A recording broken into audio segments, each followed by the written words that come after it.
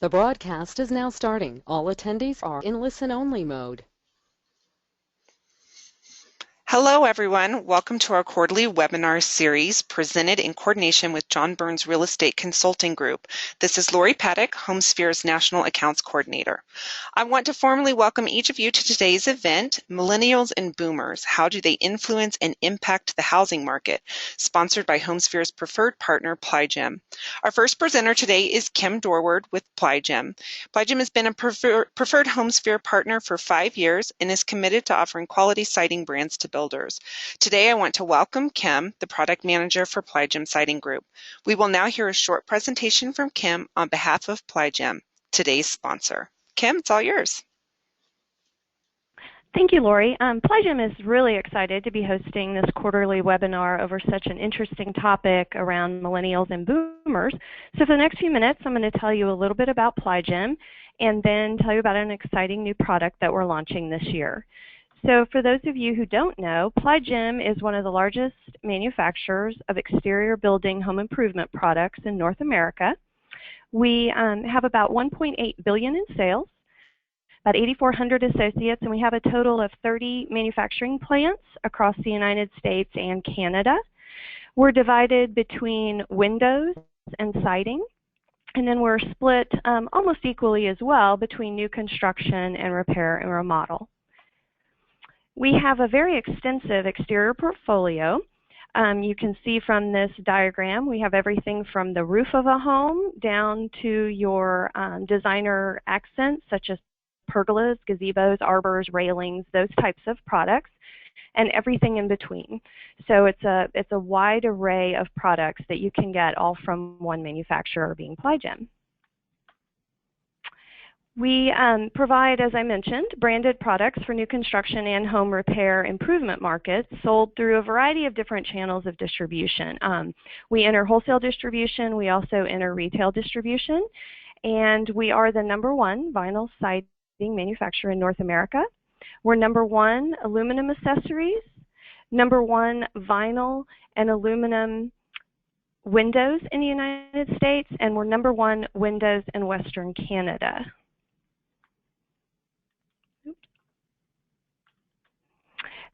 So we're perfectly positioned as a company to provide you with a complete, what we call the designed exterior by Ply Gem. So we have a variety of different products for the exterior home that all work in conjunction with one another.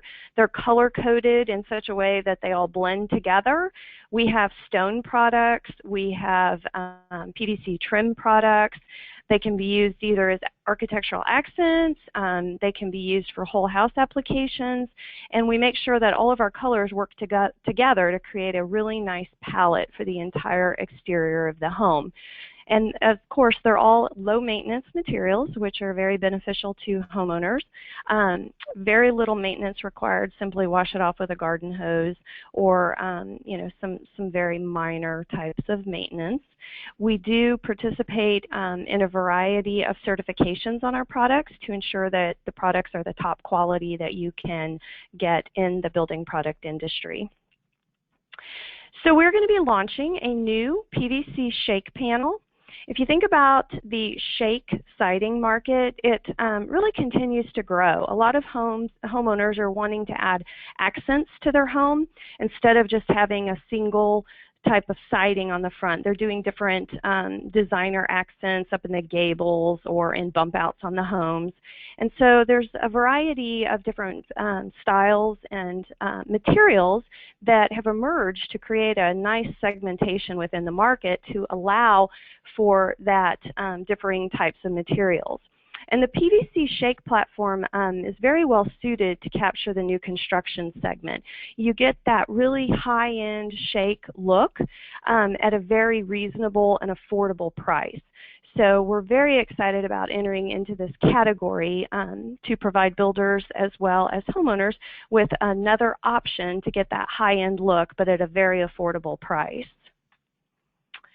So as I mentioned, it's really a new construction position panel. A lot of the shakes on the market today are injection molded panels. Polypropylene, they're very expensive. And they're also a little more difficult to install than your typical vinyl siding. So the PVC shake panel, the installation is very similar to standard vinyl siding.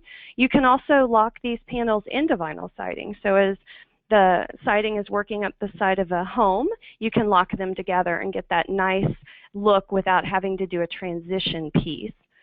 And of course, just like all polyvinyl chloride siding products, they have a Class A fire rating, which eliminates some of the restrictions that you can run into regarding polypropylene. So it's kind of a win-win product. A few more benefits and features of the product. It has, as I mentioned, really nice aesthetics at an affordable price. We are going to be launching our product specifically in a variegated film so that you have that real nice texture, rich, deep colors, and you get a lot of definition out of the cedar color. So we're pretty excited about that. It is made from polyvinyl chloride material, the same as your typical vinyl siding, so you can use it in multifamily and multi-story applications. As I mentioned, easier installation than a polypropylene siding panel. You're going to have a full rollover nail hem. It's a very thick product, and that makes it easy to install, but it also provides really nice surface on the home. And to make it easier for our customers to purchase it, we are making it UPS shippable, so it can be ordered in small job lot quantities, and it's a perfect product to use as an accent on a home. It will be available in early second quarter of 2016, and it will be sold through all of the Ply Gem siding brands, and those include Mastic, Veriform, Selwood, Napco, and of course Georgia Pacific. So with that, I will turn it over to Mollie to lead us into the Millennials and Boomers. Wonderful. Thank you so much, Kim, for sharing that information on the products and the advantages that are offered to home builders. I know there are quite a few builders on today's call that will find that information useful. Just a reminder, if you do have any questions for Kim or for Mollie as we continue with the presentation, I encourage you to use the webinar chat feature asking your questions. We'll be covered those at the end of the program with time permitting. We now turn our attention to today's core presentation from John Burns Real Estate Consulting. They are a partner of HomeSphere and are an industry leader in housing research. Today, they will be presenting on Millennials and Boomers. How do they influence and impact the housing market? I would now like to pass over the presentation to Mollie Carmichael. Mollie is a principal at John Burns in the custom consulting practice. Mollie, I'll let you take it from here. Thanks, Lori. Thanks, Kim. Good afternoon to most and good morning to some. This is Mollie Carmichael with John Burns Real Estate Consulting. I'm excited to share what we have to share with you today. We have been doing a ton of work, both in the office and out in the field with a lot of our builders, both tearing apart the census, trying to really understand what's going on in the world today and forecasting for the future.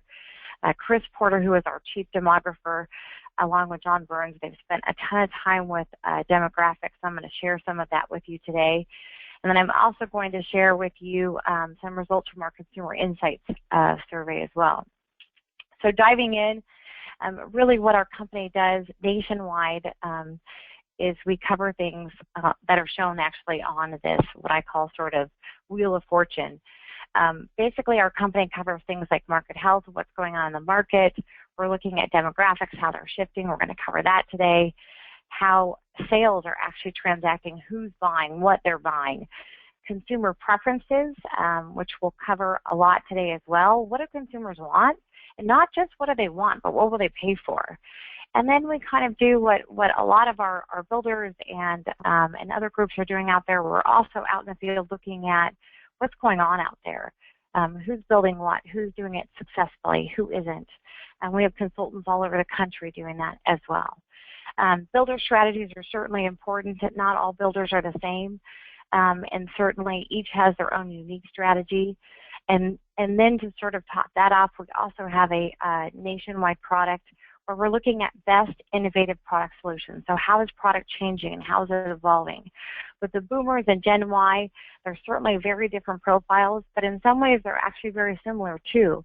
So it just depends on whether or not they have children or don't have children or where they're at as far as marriage goes, things like that. And then last but not least, of course, we want you to be successful. So we're looking at things like which products are going to perform the most for you based on what consumers really want today. And we couldn't do any of this without a great sales and marketing team to actually take that strategy forward and bring that to the customer. So we're going to dive in a little bit. Our survey that we actually just launched at the end of last year, and we just wrapped up this month, is all about what do consumers want next. So again, it's a forward-thinking survey, and these are the big topics that we covered. So what is sort of the current market potential, which we'll cover that today, and how does that relate to actually the macro demographics?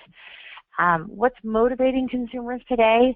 Attitudinally, what are the most important things? I mean, it's a tight market. Affordability is much more constrained today.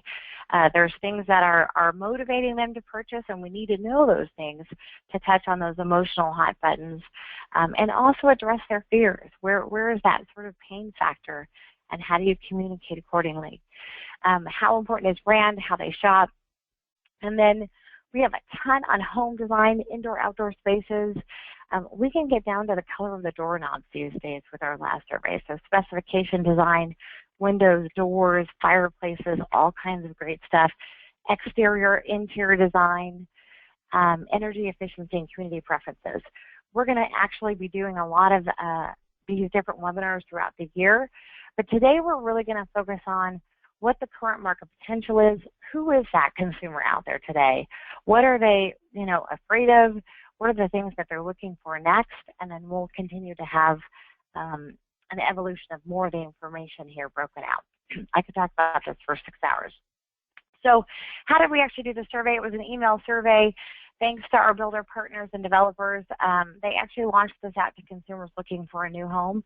So it's all the people that are on their interest list. So again, these are actively buying or looking to buy consumers out there. And the reason why I really like this audience is their experience. They know what things cost. They know they've been out looking at several different sales offices and looking at different homes that they want to consider. And now we can talk to them about what will you trade off. We had, as of the end of the year, we had 21,000 respondents. Actually, today we have close to 29,000 respondents.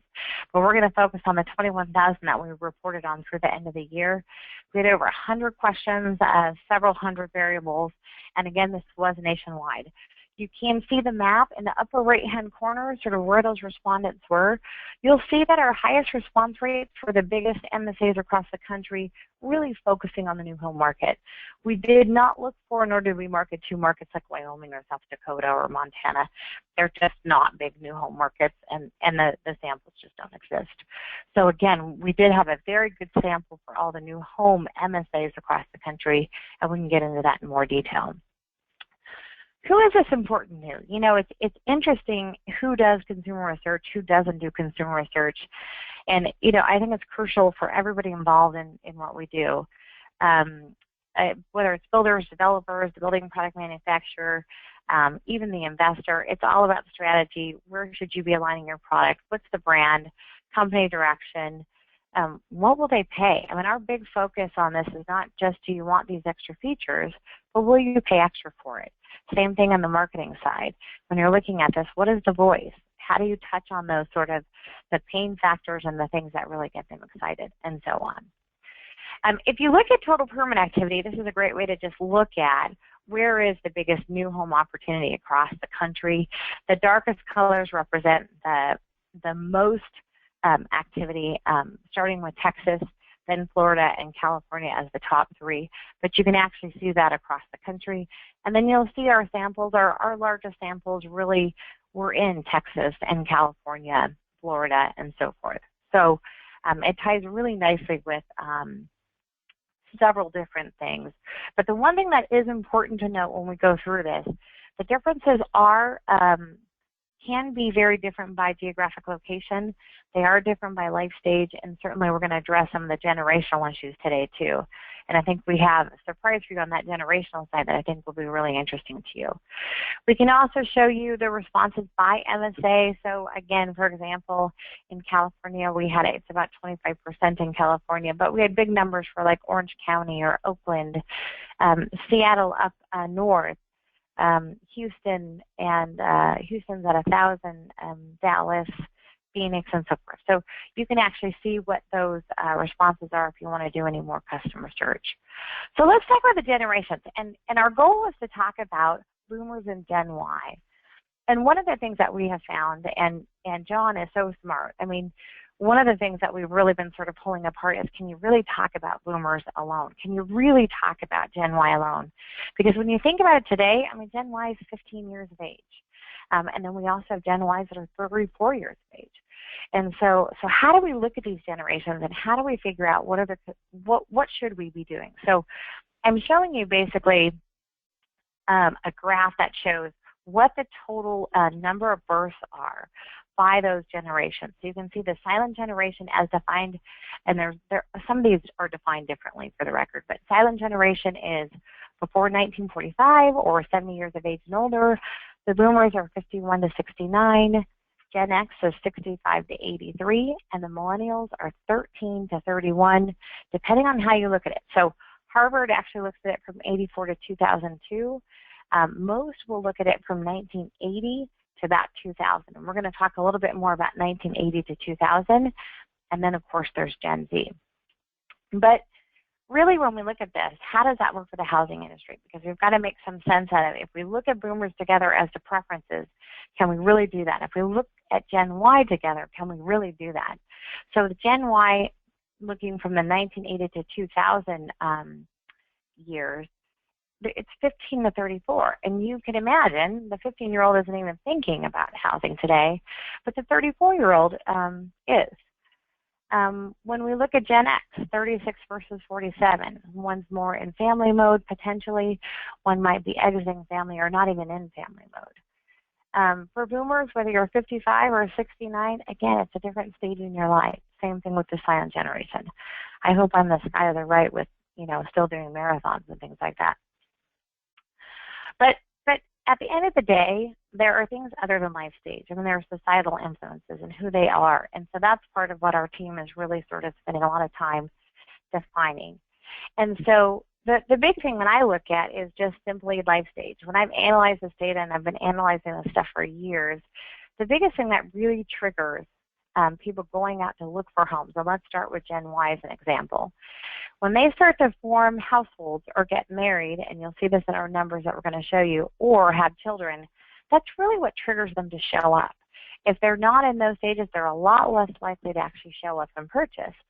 So as we look at the Gen Y categories, I mean, teenager or starting family or young kids, as we look at Gen X, they are in full bloom family mode.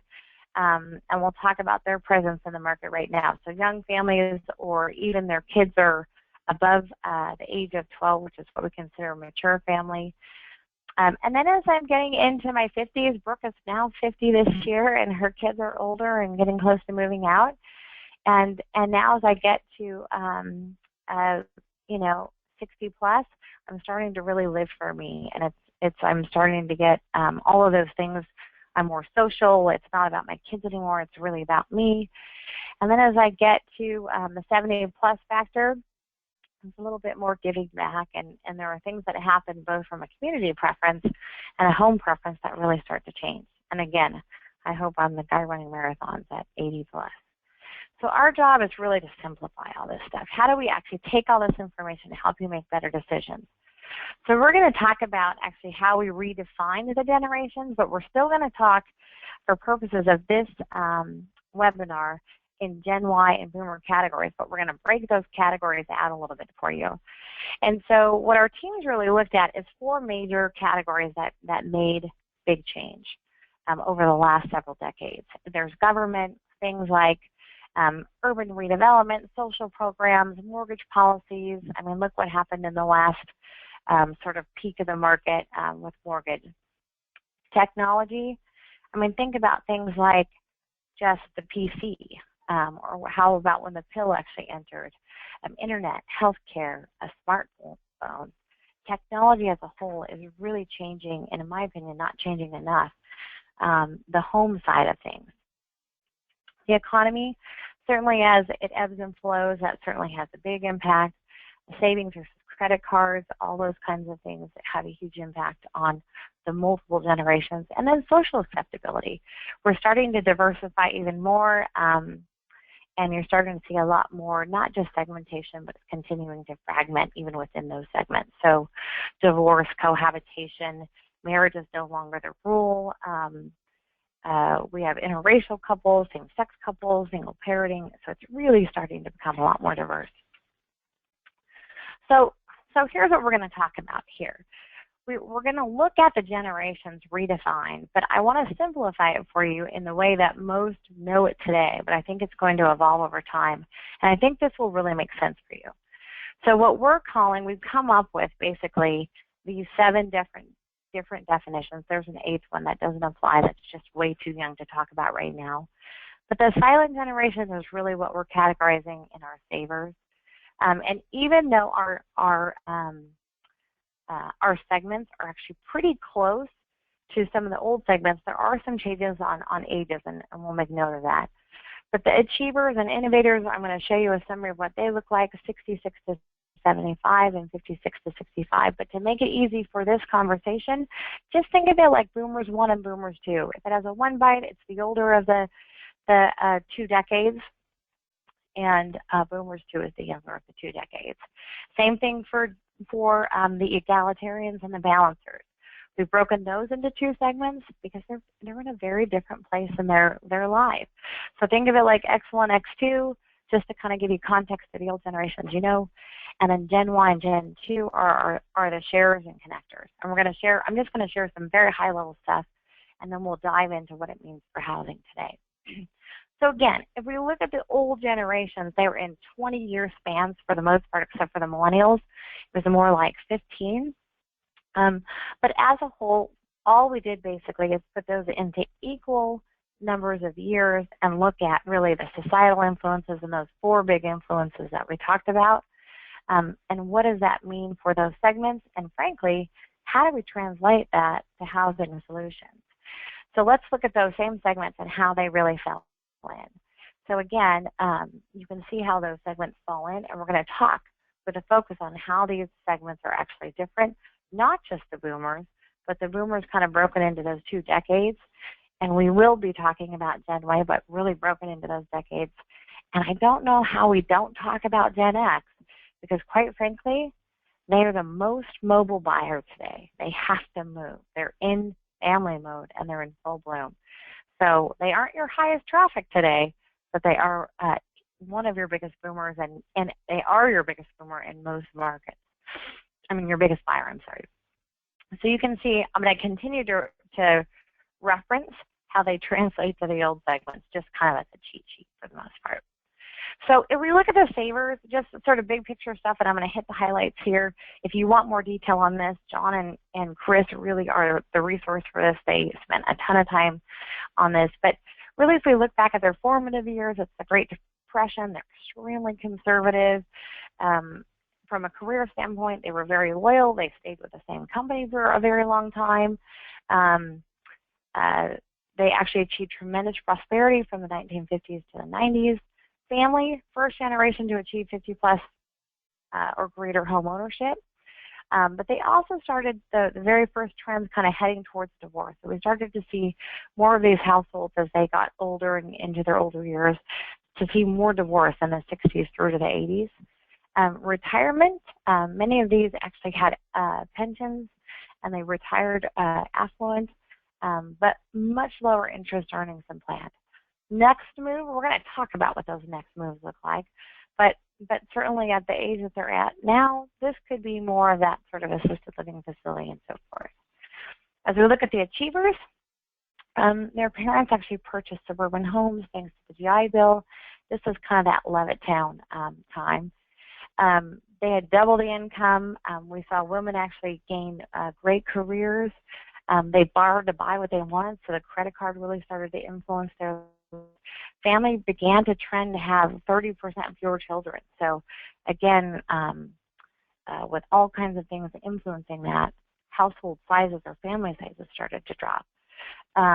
We also, retirement, most of these affluent retirees are twice as likely to be working after 65. And I'll tell you, based on my research, it's not because they have to. this group wants to, and they associate retirement with getting old. Only half of these consumers actually look at retirement as an achievement. The other half look at it like, oh gosh. I mean, I've heard so many of them in some of our focus groups say, when my dad retired, that was the end for him, and I don't want to be that person. So next move, stay active. Obviously, longevity is super important. They want to be near their grandkids, but we have so much more on the new home side as to what they want next. As we look at the innovators, again, this is the Steve Jobs, Bill Gates era. I mean, it really was a time for innovation. Again, very competitive. There was a lot of them. This was a huge, huge portion of the generation. And all kinds of things like the space race, things like that. Careers perfectly timed to coincide with the strong economy, so innovations were right on time, and there was a lot of wealth boosted from that. On the family side, there were more career women and fewer kids, and the highest percentage that actually ever wanted kids ever. The next move, I think, affluent, and they will innovate retirement. I think it looks different to them, or they want it to be different. And I would tell you, when we look at their housing solutions and what they want on the housing side, they definitely are looking for something different than their parents. So they're progressive, pioneering, they're passionate about what they do and about life. So the egalitarians, the 1960s plus, I can relate to this one. This one's me. Their formative years are very driven for doing what's right, equality for all. From a career standpoint, female careers took off. They're trying to do it all. I think the biggest challenge for this group is, they're trying to do it all, be the perfect mom, be the perfect person at the office, and really trying to do everything. Oftentimes, there's both parents there, and oftentimes, this is the first group that really started to see more of even the stay-at-home dad, not just the stay-at-home mom. And boy, I am the queen of helicoptering my kids. If you were to look it up, I think I would be on the picture of that. Next move, they're more likely to welcome adult kids living at home, and I think the prior group is too as well. And we'll talk a little bit more about what they're looking for. 1970s balancers. So, excuse me, if you look at that, they were likely to leave their latchkey kids at home. They're trying to do more balance after witnessing a 200% increase in parental divorces, really anti-divorce. From a career standpoint, the timing was bad. The economy was slow. There were some challenges there. They were more likely to telecommute and a lot more foreign-born, and you'll start to see that. From a family perspective, 15%. Not having kids at all are more likely to stay at home and do what they do, and now 6% behind prior generations in home ownership rate. Both parents, again, balancing work, and again, starting to evolve what family looks like. It isn't necessarily the two parents with kids as you might think. This group was hit the hardest from buying a home and actually being hit by foreclosure activity. So that impacted a lot of growth for them wealth-wise, as well as sort of set back where they wanted to be from a housing standpoint. But we'll talk a little bit about what they want too. As we get to our last generation, and this is kind of your Gen Y, Gen 2, these are the 1980 sharers. This is the group that everybody really wants to know about. Are they there? Who are they? They're super close to their parents. Their parents love them. They love their parents. And frankly, more of them are staying home than normal. Careers, late starters, but they started the sharing economy. There's so many things from whether it's sharing on the social media side, just sharing events, and frankly, more tribal communication, tribal families too, for the most part.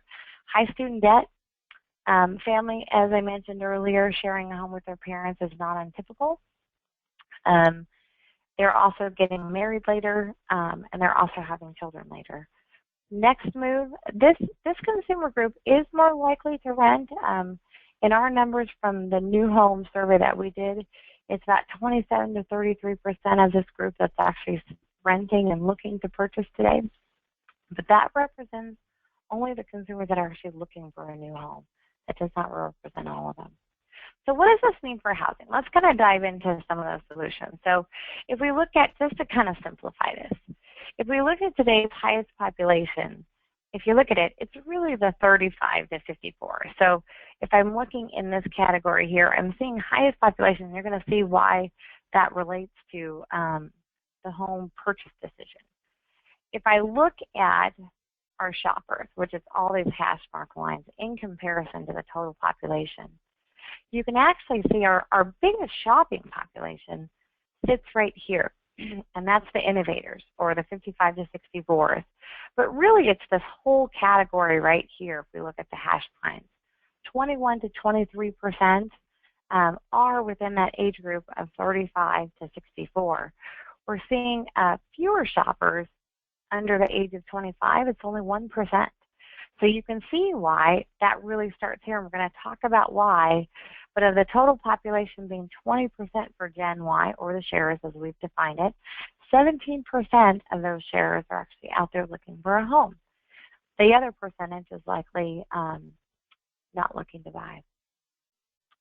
So as we look at now ownership, total ownership households, which is the total graph, and we look at actually those households that are actually owners within that group, you can actually see that the ownership is much higher, obviously, with the older groups. That's very logical.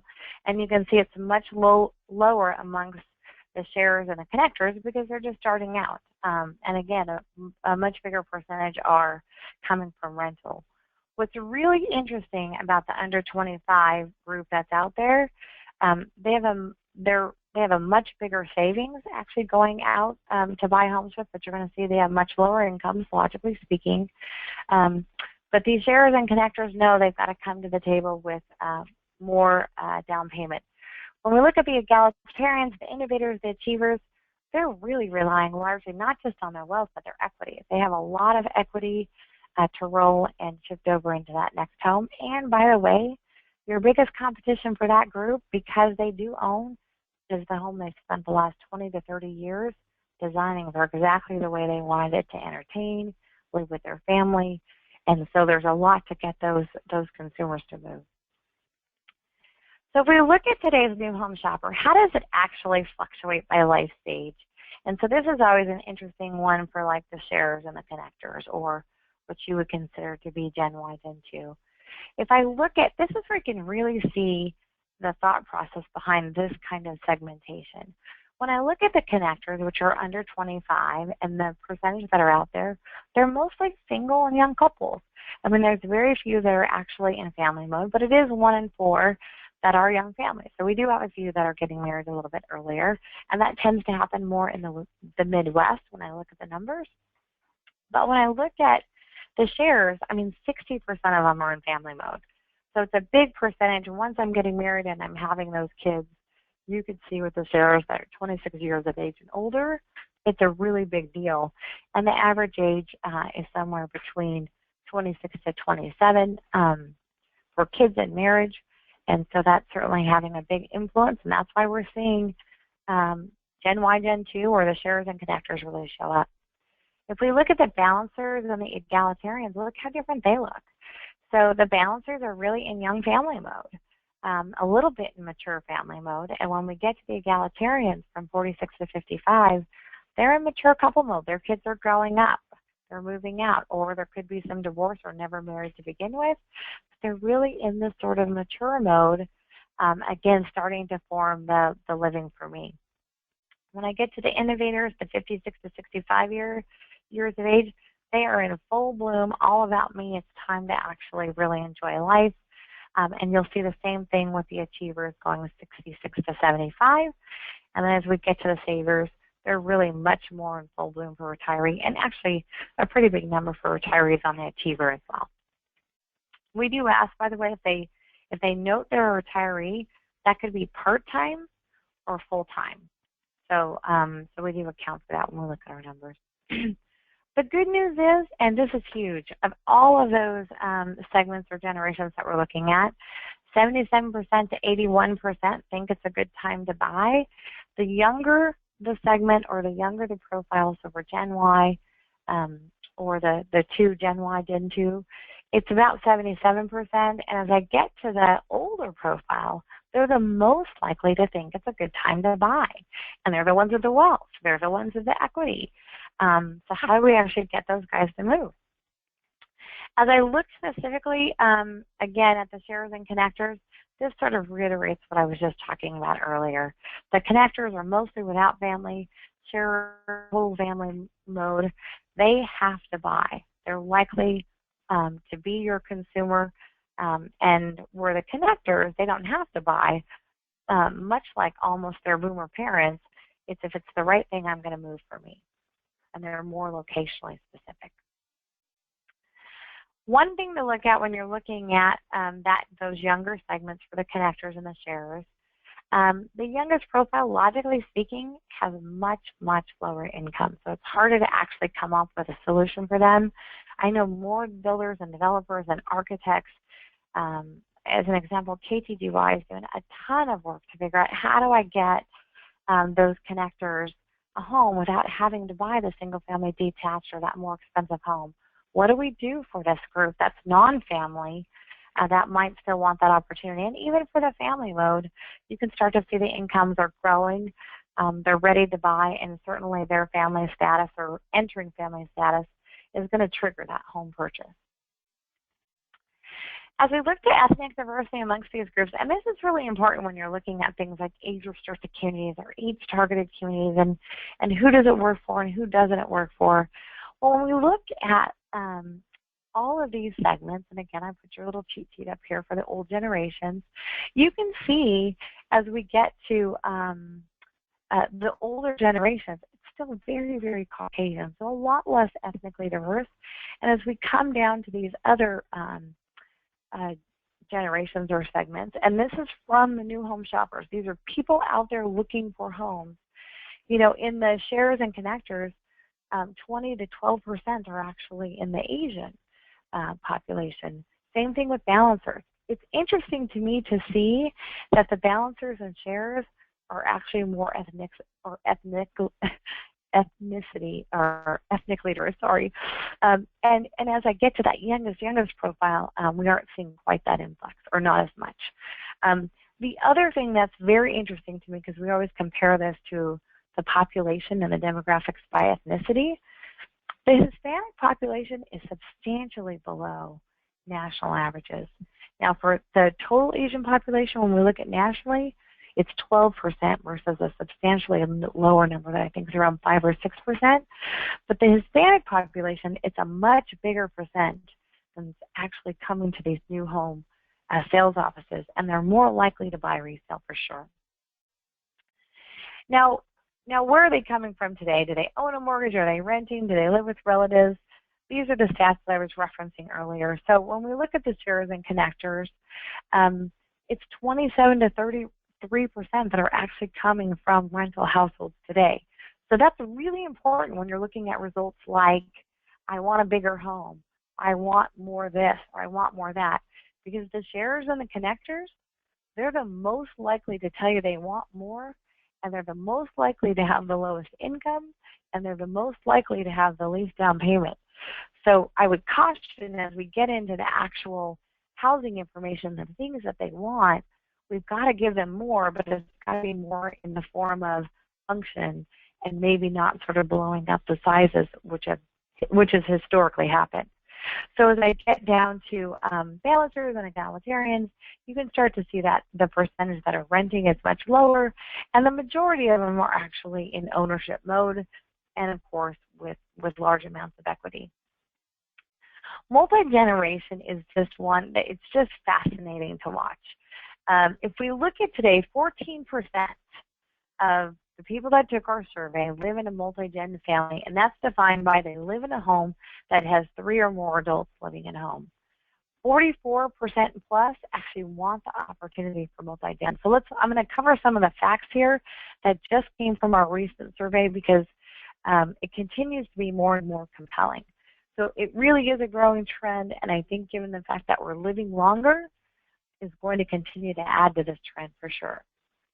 So again, as I mentioned, 14% of today's shoppers has 3 or more adults living in the same household. 44% want to accommodate their aging parents in their next home. Now, that doesn't necessarily mean they're having mom and dad move in, but they're planning for it. And they're planning for them to visit regularly. And they want to make sure that they're setting up for mom and dad. The high of that group, 64% of balancers were the most likely, and that's in the Gen X categories, just again translate for you. 64% of balancers are looking to accommodate their parents in their next home. 42% want to accommodate their 18-plus-year-old children. So that's boomers who love their the kids, and they still want to make home available to them. And 13% of today's mature shoppers are actually considering investing in their children's home, all the while they're going to have a second home somewhere else. So I'll invest with my kids, but I might buy that house in the desert or on the East Coast or the Carolinas, Florida, whatever that is. And what a great alternative. And that number has come up substantially as well. Then the other one that I really love to cover is, 60% of today's shoppers have pets and only 38% have children. So we have more consumers with pets than children today. And of the 60% that do have pets, 45% of these pet owners treat their pets like royalty. So if we look at, and the mature segments are the most likely. So I just down here in the bottom, 62% of our savers treat their pets like royalty. For achievers and innovators, it's 52 to 53%, and it does drop as we get to the younger age groups, but still really, really big numbers. And what does that mean for home, and how do you plan for that? It's certainly a big deal. So now let's look at what actually makes our consumers nervous today. What are the big things that are making them nervous? So we ask questions like, are there obstacles? Do you just think nothing's the problem? It's a great time to buy. 54% answered that. But the bigger issue to me, because all of these people, all of these consumers have been to your sales offices, and 46 to 51% said they just can't find what they're looking for. And they've been to your sales offices. Remember, we're getting these from people that are from traffic, from our home builders. Lack of available homes, maybe it's not, I can't find the home I want in that location.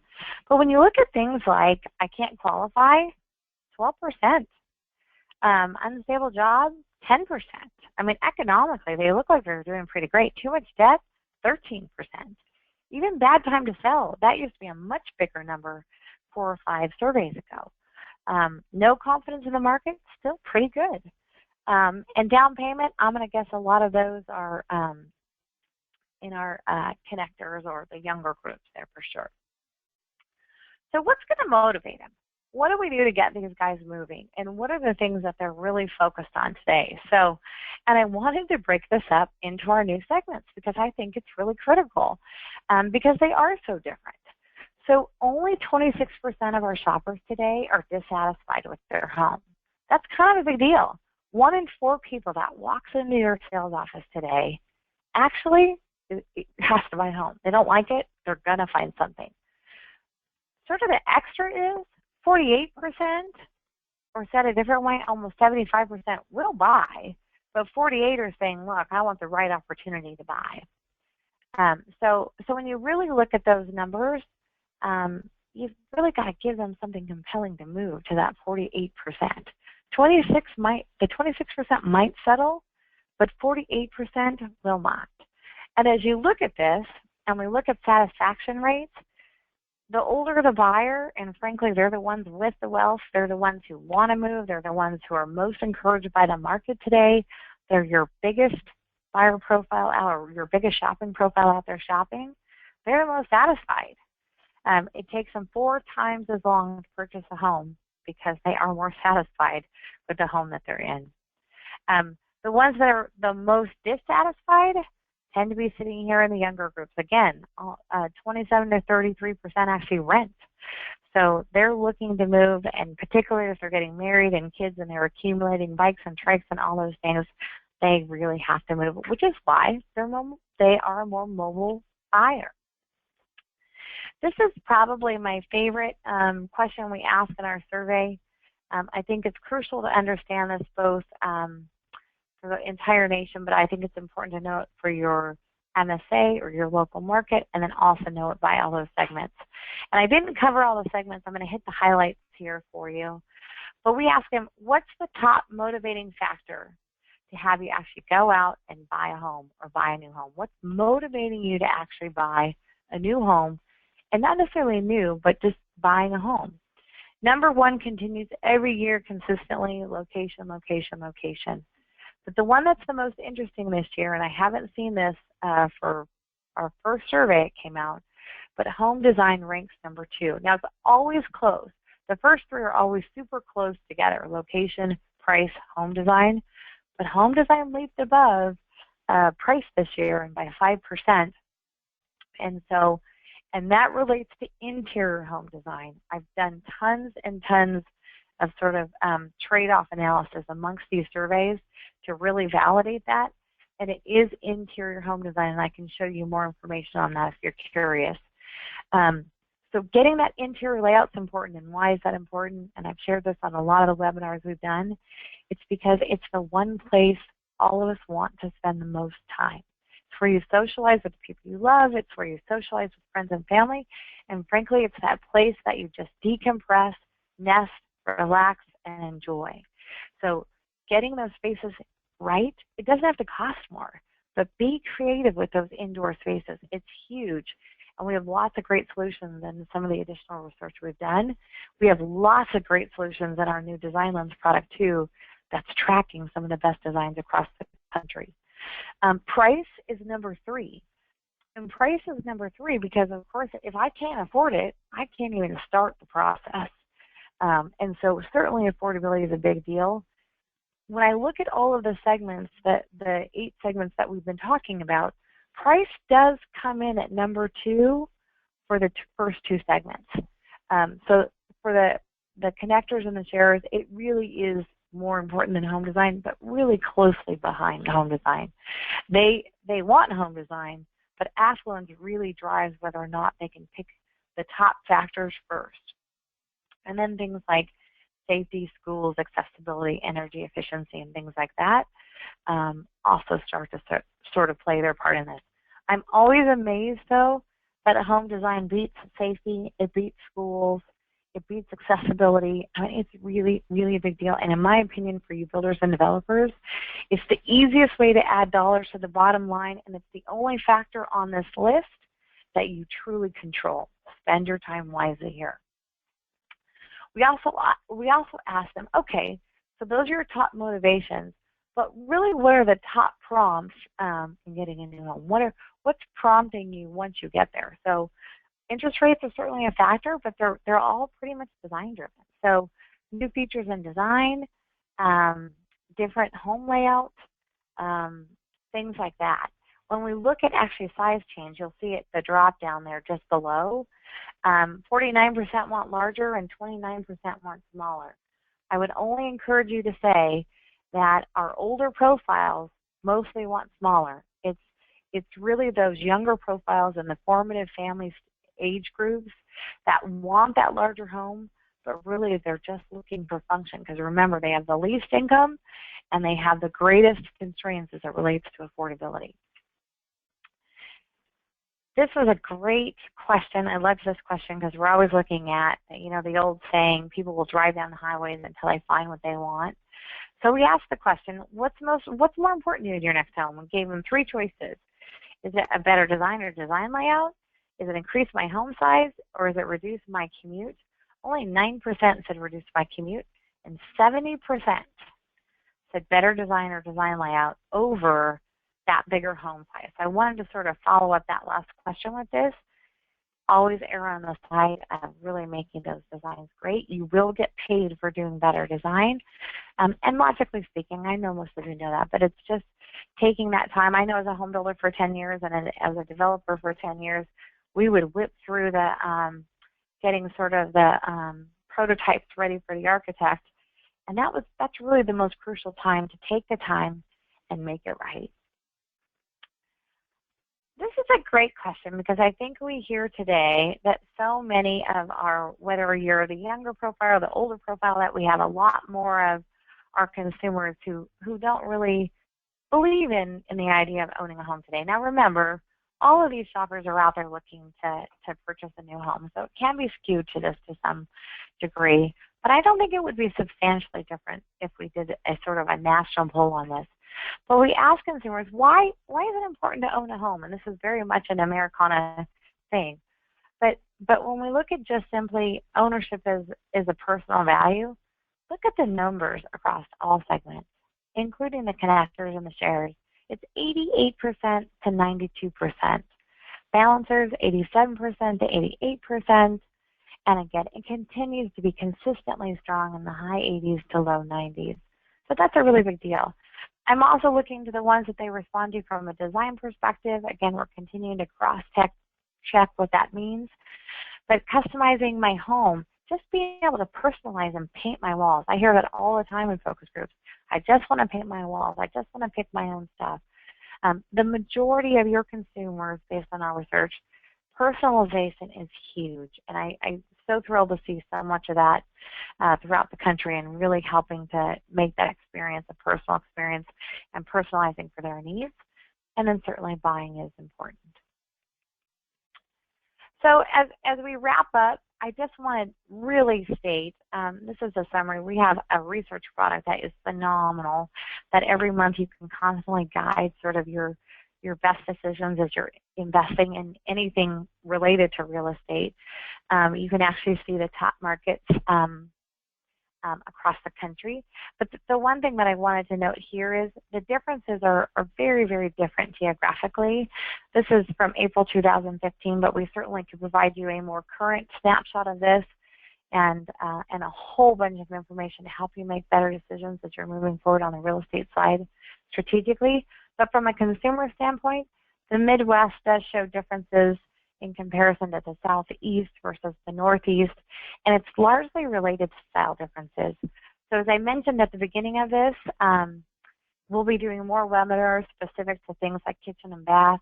We'll do webinars related to technology and all of those things, and we're going to continue to focus on how those preferences are among sort of this wider group of segments. And we also will be working on building a segmentation model to actually answer those questions for all these very specific geographic locations as well. And that sort of goes to this one. So I really, really believe you can redefine your strategy amongst these smaller segments and not just understanding how they're different from a societal standpoint, the influences that we talked about, but we can really go into very big specifics again, down to doorknob colors, appliance preferences, branding, how big their homes should be. And it does vary again by location. So we can do a lot more for you within these segments. And then obviously I wanted to cover the subjects that we do cover. So there's a whole lot more from here. So if you have any questions, just let us know. But again, from figuring out exactly how many people are buying homes today and what they're purchasing, that's demand by life stage, understanding what they want, what they'll pay for, and how do you actually align that with a niche. And then Design Lens certainly is a great product that will help you identify new product niches across the country, whether it's just learning about how can we make our kitchens better or learning about density or layout. It doesn't have to be in your market. Our goal is to look at innovative products that you can reface, redesign what these look like, but then apply those new and better strategies to all markets. We'd love to talk to you about that as well. So with that, I'm going to conclude. I know we wanted to open up for questions. Yes, and we had a couple of questions that came in. Molly, the first one is, as you spoke about the multi-generational homes that are starting to grow, are you seeing that builders are beginning to accommodate that trend in their house plans? Yes. Yeah, so depending on the builder across the country, and I won't quote the builder who told me this, but I've heard builders say it's increased their absorption 20 to 30% just by simply offering a whole new lifestyle. So if they had 2 models or 3 models, they might add another plan or model to the mix. The key with a multi-generational offering is, and I know it's very different across the country, whether you're in Texas or the Midwest or whatever, you really have to show that model. So it's tougher to get away with the one model and then have this plan to sort of reference. But yes, I think it can incrementally increase your absorptions, your business, and so on. The key from a strategic standpoint is don't build it too big. The biggest mistake that I see is the biggest model is the one with the multi-gen, and it's so outside the price point for the market. Make sure that it fits within what the potential is in that market. And just simple things like there's a big percentage that somebody just want a great bedroom down with a bathroom that feels private. There's many ways to do it, big or small. Very good. Thank you. Another question here is, what does your research show about remodeling versus new construction consumers? That's a good question. So now remember, our consumer is out there shopping for a new home. So it's hard for me to say that our numbers would apply specifically to, but we do ask the question, would you in fact, are you looking at remodeling as an alternative? It's about 30 to 40% that are actually considering looking at the resale world. And I can look the number up. I'm going to pull this up real quick. I'll tell you exactly the number that said they were looking at remodeling. Give me 2 seconds. I just happen to have that with me. Let's see if I don't have it all. Oh, so actually of our group, it was a much smaller percentage. So, and again, they're looking to buy a home. So it was only 1% that said dissatisfied, we'll look to remodel. Okay, great. And then do you have any insight as to what marketing strategies have the most success with shoppers, with new home buyers? Well, one thing I wanted to add to the remodeling side of it, Sure. I do believe that is going to be a rising trend dramatically. And the reason for that is we have very low interest rates today. People, as rates start to shift up, people are going to, I think, opt to remodel versus buy new. So I think that is a huge growing segment. I'm just not certain the sample is the right sample to answer that question. So I'm sorry, what was the next question? No, that's perfectly fine. What marketing strategies have you found are the most successful with new home shoppers? Yeah, we could do an entire webinar on that. But the reason we're looking at all of these segments is it's different for what I would call Gen Y1 or Gen Y2 than it might be for the boomers. So for example, the older profile, it's not a big surprise, but for the boomers, it's your biggest shopper out there. They're more likely to actually go browse. I mean, because they don't have to move, right?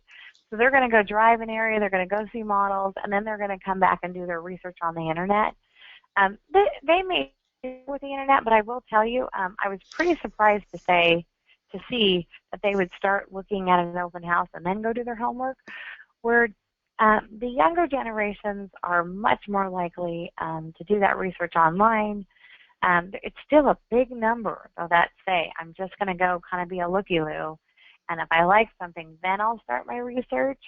Because remember, it's only like 25% of, I think that's the right number, that's saying they have to move. They're dissatisfied. The other 75% are just kind of checking things out. And then once they find something exciting, then they really start to do their homework. Very interesting. Thank you. I just want to remind everyone that today's webinar has been recorded and we will make that available on our website. Thank you for joining us today, and remember to take a moment to like HomeSphere on Facebook to stay tuned for future webinars and event opportunities throughout the year. Thanks again to Mollie and Kim for your time today. Very interesting information. We definitely appreciate it. If you are a builder and would like to connect with us or learn more about connecting and collecting rebates with preferred partners such as Ply Gem, please feel free to reach out to me directly. My contact information will be sent out at the close of this event. HomeSphere is excited to be the promotional sponsor for the upcoming Builder and Remodeler Expo, which will be March 7th through 9th in Atlanta, Georgia. This event is designed to meet the needs of the East Coast residential building industry. If you're interested in attending this upcoming event, please feel free to contact me as well. In the meantime, stay tuned for our future webinar events that are held quarterly, and thanks everyone for joining. Have a great day. Thanks, Laura. You too.